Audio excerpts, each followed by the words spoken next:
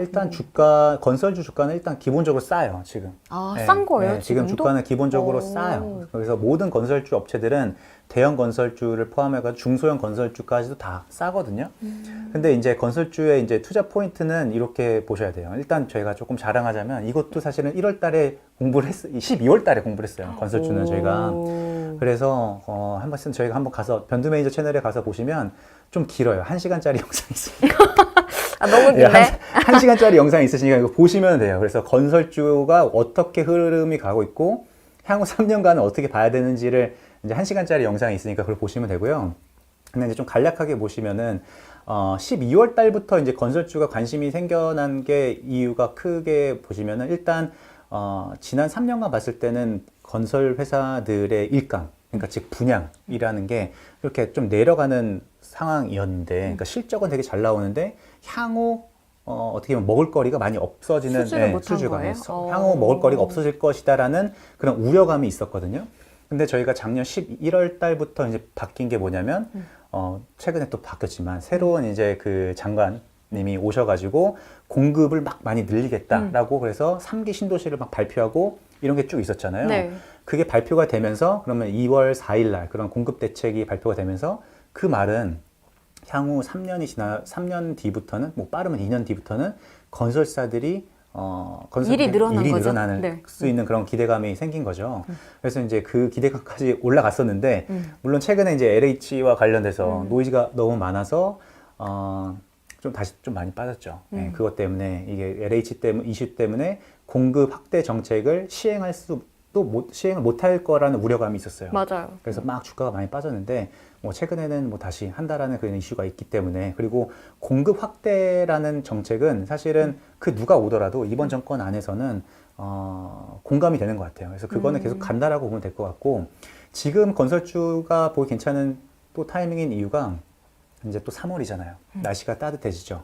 그래서 1월과 2월 달에는 분양이 많이 없었는데 3월부터는 분양이 많아요. 많이 들어가기 시작해요. 건설업계도 네, 또 네. 날씨를 타요? 그럼요. 그러니까 아. 그렇죠. 왜냐면 이제 땅이 얼었을 때는 공사를 못 하잖아요. 그렇기도 하고 이제 분양하는 것도 어떻게 보면은 봄부터 해가지고 가을 때까지 분양을 가장 많이 하고요. 네, 그런 기간이 있기 때문에 3월 달로 본다고 했을 때는 1월과 2월보다 훨씬 분양 건수가 많이 늘어나요. 그렇게 되면은 우리가 건설주 입장에서는 분양과 관련된 소식들이 계속 많이 나올 수도 있을 거고, 그리고 기본적으로 지금 주가가 그 LH 사건과 뭐 이런 것들 때문에 주가가 많이 빠져 있는 상태이기 때문에 좋았던 거죠. 예. 그래서 이게 일단 기본적으로 싸고 분양 일감이 많이 올라간다라는 게 가장 키 포인트로 보시면 될 것 같아요. 그러면 근데 건설주가 많이 올랐다 다시 빠졌다고 하셨잖아요. 그러면 이게 건설도 올해는 분양이 호조가 될 거고, 그리고 또 주택 마진도 올라갈 거라고 하는데, 네. 그리고 그러면 내년 실적도 좋을 거고, 네. 이렇기 때문에 장기적으로 봤을 때 건설주 지금 좀 빠질 때 담는 게 낫다는 거예요? 그렇죠. 그러니까 올해부터는 건설주들이 모멘텀이 좋아요. 그러니까 모멘텀이라고 하면 많은 이슈가 긍정적인 이슈가 있을 거라는 걸 우리가 보통 모멘텀이 있다라고 표현을 하는데, 근데 그 모멘텀은 그렇게 좋은 표현은 아닌 거예요. 하지만 정확하게 표현을 해야 되는 거죠. 그렇죠. 왜 좋느냐고 정확하게 해야 되는데, 지금 말씀드린 그 분양권도 있지만, 우리가 다음 달에 4월에 이제 보궐선거가 있잖아요. 네. 보궐선거가 있고, 내년도에 또 대선이 예정되어 있잖아요. 보통은 이제 이벤트성으로 이렇게 정치적인 이벤트가 있을 때마다 SOC 투자라고 해가지고 사회 간접자본. 그렇죠. 사회 간접자 투자도 되게 많이 늘어나요. 그 말은 또 건설사 입장에서 봤을 때는 일감이 늘어나는 거죠. 그래서 지금 소케님이 정확히 보신 것처럼 일반 주택 분양 이런 것들은 마진이 되게 좋아요.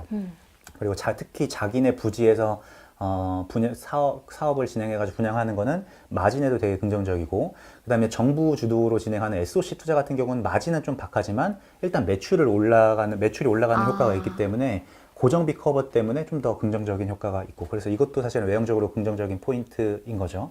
그래서 지금부터 올해부터 내년까지 그 건설주를 본다고 했을 때는 되게 긍정적이고, 또 우리가 GS건설과 현대건설, 뭐 삼성 엔지니어링 이렇게 큰 회사들을 봤을 때는 국내 건설만 하진 않잖아요. 네.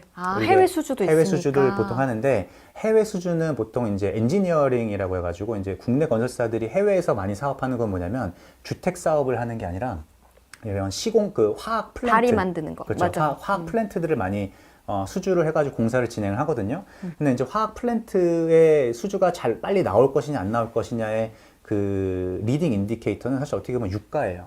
유가가 올라가면 올라갈수록 이제 중동 국가들의 이제 경제 상황이 좀 좋아질 거고, 중동 국가들이나 아니면은 다른 그 어떻게 보면 동남아시아나 이런 국가들의 경제 상황이 좋아지면 화학 플랜트와 관련된 수주가 이제 또 나올 거기 때문에, 그러면 국내 건설사들, 특히 이제 해외에 건설하는 삼성 엔지니어링이라던가 아니면 대림이라던가 현대건설이라던가 GS건설 같은 경우는 그런 쪽에서 수주를 좀 더 기대할 수 있기 때문에 국내 주택도 괜찮고 국내 SOC도 괜찮고, 그 다음에 최근에 유가가 60불까지 올라갔기 때문에 해외 플랜트에 대한 수주도 기대해 볼 수 있는 거죠. 유가가 또 이렇게 건설이랑도 연결이 되네요. 네. 근데 여기 소리질러님이 말씀해 주셨는데 저도 이게 좀 궁금했거든요.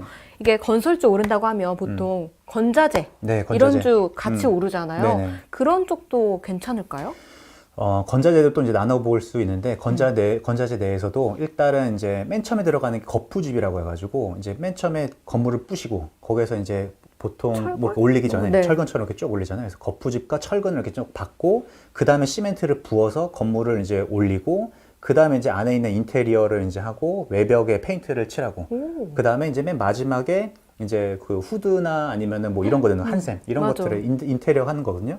그래서 맨 처음에 이제 큰 사이클을 봤을 때는 철근과 거푸집과 시멘트를 시작을 해가지고 맨 마지막에 이제 인테리어와 페인트까지 이렇게 쭉 간다라고 보시면 되는데, 우리가 건설 회사들이 수주를 해가지고 완공하는 데까지 보통 3년 정도 사이클을 그려본다고 했을 때는 그 사이클에 맞춰가지고 그거를 어떻게 보면은 여러분이 보시면 돼요. 그래서 시멘트는 좀 초기에 들어가니까 조금 그 투자 사이클에서 좀 초기에 주가가 좀 좋을 수 있는 거고, 가장 맨 마지막에 들어가는 거는 뭐 이렇게 후드나 아니면은 그 뭐라 하냐, 오븐이나 맞아요. 식당 하는 거, 주방기기 이런 것들까지도 보니까 건자재 업체들도 같이 보면 좋죠. 이 사이클에 맞춰서. 그럼 장기 투자로 3년 정도? 3년. 이게 건설 사이클이 3년이니까 3년 안에서 보시면 돼요. 네.